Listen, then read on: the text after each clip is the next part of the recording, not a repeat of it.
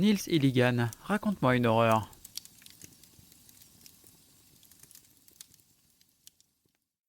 Ce matin de novembre, Pierre, alors qu'il s'apprêtait à sortir de chez lui, reçut un appel insolite.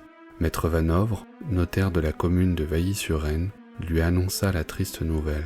Son oncle, M. Dumortier, venait de mourir. Pierre aurait dû sûrement éprouver un profond chagrin devant la disparition du dernier membre de sa famille. Mais comment l'aurait-il pu ? Il n'avait aucun souvenir du mystérieux frère de son père qui, disait-on, vivait reclus depuis des décennies. Il ne fallut pas longtemps pour régler les tracasseries administratives, et Pierre n'eut même pas à supporter d'interminables funérailles, puisqu'elles avaient déjà eu lieu. Il se retrouva alors propriétaire d'une immense bâtisse, le genre manoir gothique, perdu dans la forêt dont son oncle avait fait l'acquisition après des années de commerce prospère avec les Indes. Il entra pour la première fois dans cette maison qui en faisait trop. Trop grande, trop froide, trop inquiétante et surtout trop vide. Il restait bien quelques meubles de ci de là et le minimum pour une vie solitaire, mais pas la moindre trace de l'opulence qu'aurait laissé deviner un pareil lieu. Les deux seules choses dignes d'intérêt étaient une comptoise toute faite de bois et finement ciselée, et un grand portrait à l'huile de son oncle. Un homme au teint blafard, les traits creusés, dont les quelques cheveux rescapés sur son crâne ressemblaient aux toiles d'araignée qui avaient envahi le plafond. Alors que tout, autour de lui, s'était couvert d'une épaisse couche de poussière, l'horloge au tic-tac envoûtant était immaculée. Elle avait été illustrée, choyée, adorée même, et son vernis s'en montrait reconnaissant en étant aussi brillant qu'au premier jour. Pierre s'installa donc, ne sachant encore s'il allait revendre les lieux ou si, au contraire, il allait faire de cet héritage une aventure. Le temps de songer à toutes ses possibilités et de profiter du petit pécule qui lui avait permis de quitter son travail, il établit un rituel bien huilé. Le matin, il arpentait l'immense jardin, se rendait ensuite au village, tentant d'en apprendre plus sur son oncle, sans succès, et rentrait pour lustrer la sublime comptoise pour laquelle il commençait à éprouver une fascination hors norme. Un jour qu'il rentrait, désespéré de constater une fois de plus que personne ne savait rien sur cet oncle qui avait vécu si mystérieusement, il remarqua une chose étrange. Il y regarda à 2 fois pour s'en assurer, ne comprenant pas comment il avait pu rater un pareil détail jusque-là. La comptoise fonctionnait à l'envers. Elle décomptait les secondes, les minutes et les heures à rebours. Était-ce une excentricité de son oncle dont les rares personnes qui avaient daigné lui répondre avaient rapporté qu'il était bizarre et hors norme? Il ne pouvait se l'expliquer.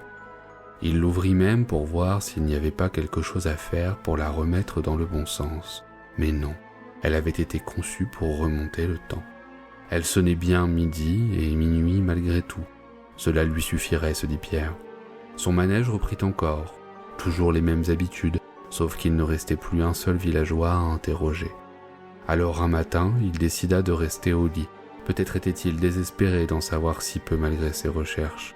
Ce n'était qu'à moitié vrai. Il se sentait de plus en plus fatigué, accablé d'un poids insidieux depuis quelque temps. Il mit ça sur le compte du contraste avec sa vie passée d'ouvrier spécialisé, sur le grand air ou encore sur un régime essentiellement composé de légumes depuis son arrivée. Mais ces explications ne lui suffisaient pas. Pendant qu'il lustrait avec délicatesse les fleurs de bois de l'horloge, il se laissa bercer par le tac, tic, qui résonnait dans le hall de son manoir. C'est ainsi qu'une idée aussi folle que terrifiante lui vint. Et si cette horloge avait sur lui une sorte de pouvoir, si, d'une manière ou d'une autre, elle lui volait son temps? Il finit par rire de son apparente stupidité et plongea à nouveau dans ses rêves de faire ici un grand hôtel de luxe. Seulement, lorsqu'il se réveilla en sursaut durant la nuit suivante, pétri de douleurs articulaires grinçantes, il se dit que cette idée n'était peut-être pas si folle. Ses mains le faisaient souffrir et il crut déceler dans la pénombre des taches de vieillesse.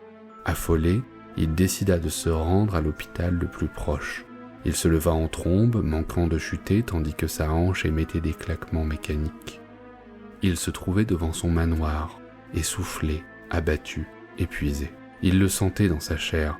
Jamais il ne parviendrait à rejoindre sa voiture dans cet état. Il valait sûrement mieux pour lui appeler le médecin du village. Il rebroussa chemin pour se diriger vers le téléphone à cadran qui se trouvait dans le hall. Chaque pas était plus difficile que le précédent, plus douloureux, et ses forces, déjà maigres, s'enfuirent plus vite que les araignées affolées par le spectacle de la décrépitude. Il rampa lentement jusqu'au pied du téléphone, sentant ses articulations se démettre tant le parquet était bien plus solide que ses os. Il s'écroula de tout son long, désespéré, et roula sur lui-même. Il aperçut son reflet dans le miroir immense qui se trouvait là. Il comprit alors la terrible vérité. Cette Comtoise ne s'était pas contentée de lui voler son temps.